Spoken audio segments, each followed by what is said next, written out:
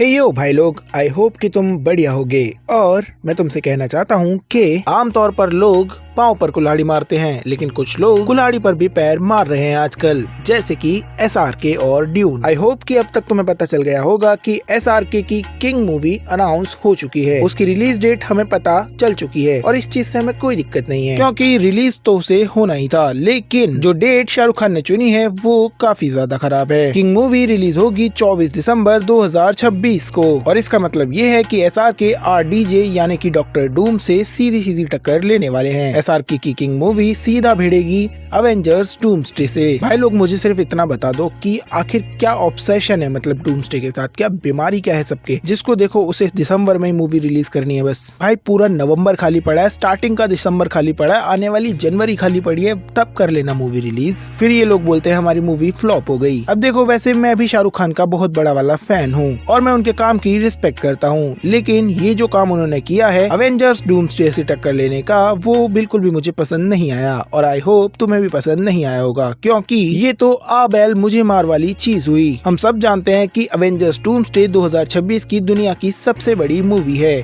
उसके सामने आना मतलब कि शेर के सामने नेल कटर लेकर जाना, या फिर मैं कहूँ डायनासोर के सामने। और मुझे वार्नर ब्रदर्स की तो बात समझ में भी आती है, उनमें तो बुद्धि नहीं है, तभी वो लोग ड्यून को आगे रख रहे हैं। लेकिन किंग शाहरुख खान को क्या हुआ है? अब देखो, मैं तुम्हें एक बात बताता हूँ। जब अवेंजर्स एंड गेम रिलीज हुई थी तब मार्वल का फैन बेस उतना ज्यादा नहीं था, पूरी दुनिया के अंदर भी और इंडिया के अंदर भी।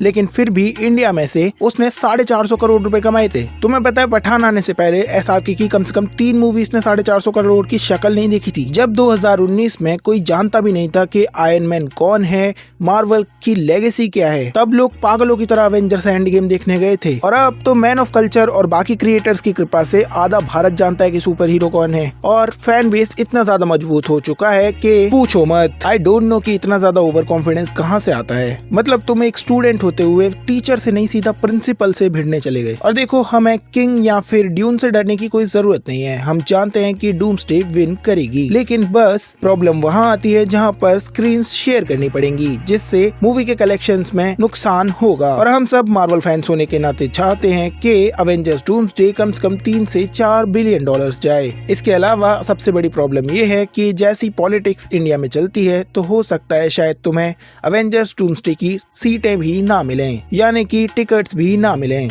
और सीरियसली बता रहा हूँ, मैं मूवी रिलीज होने के बाद एक दिन भी इंतजार नहीं कर सकता अवेंजर्स डूम्सडे को देखने के लिए। तो मैं तो SRK से बस इतनी ही रिक्वेस्ट करना चाहूंगा कि या तो आप पहले मूवी को रिलीज कर लें या फिर बाद में करें। प्लीज हमारे लिए अवेंजर्स डूम्सडे का स्लॉट छोड़ दें, क्योंकि dune is not a big deal in India, it's a fucking shit. But अगर फिर भी SRK सीधी टक्कर लेते हैं अवेंजर्स डूम्सडे से, तो I have lost my respect for him, because he should understand what is he facing. Avengers Doomsday is a giant who can eat him.